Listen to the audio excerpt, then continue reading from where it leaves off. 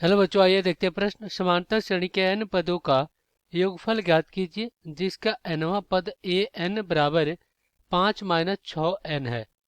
तो हम क्या करेंगे, यहाँ पे मुख्य अवधारणा लिखेंगे। मुख्य अवधारणा, तो ये क्या होगा इस प्रश्न के लिए। तो देखिए प्रश्न में क्या कह रहा है कि nवां पद कितना है, 5 माइनस 6n। तो हमसे कह रहा है कि n पदों का योगफल बताना है। तो इसके लिए हमें क्या करना पड़ेगा, एक श्रेणी ज्ञात करना पड़ेगा यहाँ से। और श्रेणी ज्ञात करने के लिए हमें क्या करना पड़ेगा, n का मान 1 रखेंगे, 2 रखेंगे, 3 रखेंगे, 4 रखेंगे, और इस प्रकार से हम क्या करेंगे, n का मान रखेंगे। तो यहाँ से एक पे a1 मिल जाएगा, 2 पे a2, और 3 पे a3, और 4 पे a4 मिल जाएगा। इस प्रकार से हमारे पास एक श्रेणी मिलेगा। अब उस श्रेणी में ये पता करेंगे कि क्या ये समांतर श्रेणी बना रहा है। अगर ये समांतर श्रेणी बना रहा है तो आसानी से हमें n पदों का योगफल पता चल जाएगा।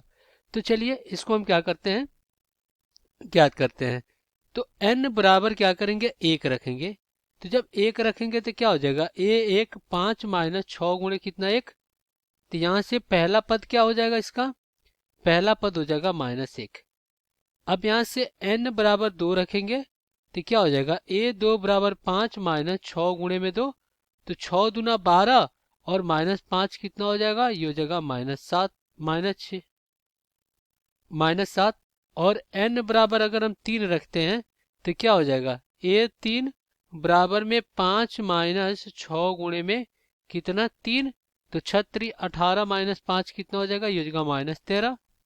और पुनः n बराबर अगर 4 रखते हैं तो क्या हो जाएगा, a4 बराबर क्या हो जाएगा, 5 माइनस 6 गुणे में 4, 6 चौको 24, और -5 कितना हो जाएगा, ये हो जाएगा आपका -19।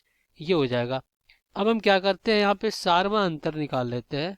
सारवा अंतर d होता है, ये होता है a2 माइनस a1 बराबर a3 माइनस a2। यानी प्रत्येक अगले पद में से उसके पहले वाले पद को घटाएंगे तो हमें सारवा अंतर मिल जाएगा। तो यहाँ से अगर हम क्या करते हैं, -6 और -1 करते हैं तो माइनस माइनस प्लस, देखिए यहाँ पे माइनस कितना, -7, और माइनस क्या हो जाएगा, -1। तो यहाँ से ये क्या हो जाएगा, -7 और माइनस माइनस प्लस 1 बराबर में -6 आ जाएगा। यानी इनके बीच का जो अंतर है वो कितना आ गया, -6 आ गया।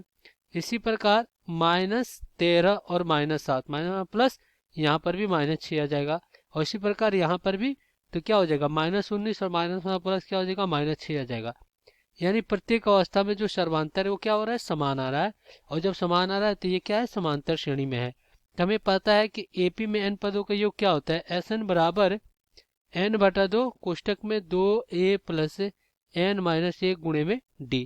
तो चलिए इसको हल कर लेते हैं।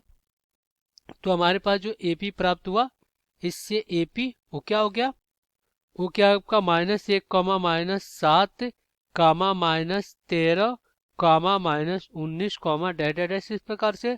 तो इसका पहला पद कितना हो गया, -1। और यहाँ पे अगर हम d निकाले तो कितना हो जाएगा, अभी अभी हमने निकाला था d इसका -6। अब हम क्या करेंगे, n पदों का योग निकालेंगे तो क्या हो जाएगा, Sn बराबर n और बटा में 2 कोष्टक में क्या हो जाएगा, 2 गुणे -1, और प्लस में क्या हो जाएगा, कोष्टक में n-1 और गुणे में -6, और ये कोष्टक बंद है। तो इस प्रकार क्या हो जाएगा, तो इस प्रकार Sn क्या हो जाएगा, ये हो जाएगा n/2, और यहाँ पे कोष्टक में क्या हो जाएगा, -2, और फिर प्लस माइनस -6n, और माइनस प्लस, यहाँ पे क्या हो गया, 6 हो गया। इस प्रकार हो गया। अब Sn बराबर क्या हो जाएगा, n और बटा में 2 कोष्टक में क्या हो जाएगा, 4 - 6n।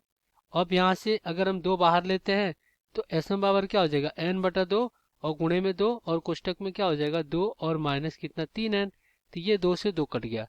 तो इसका योगफल कितना आ गया, यहाँ पे आ जाएगा Sn बराबर n कोष्टक में 2 माइनस 3n। तो यही हो जाएगा आपका उत्तर। आशा करते हैं बच्चों ये प्रश्न आपको समझ में आया होगा। धन्यवाद।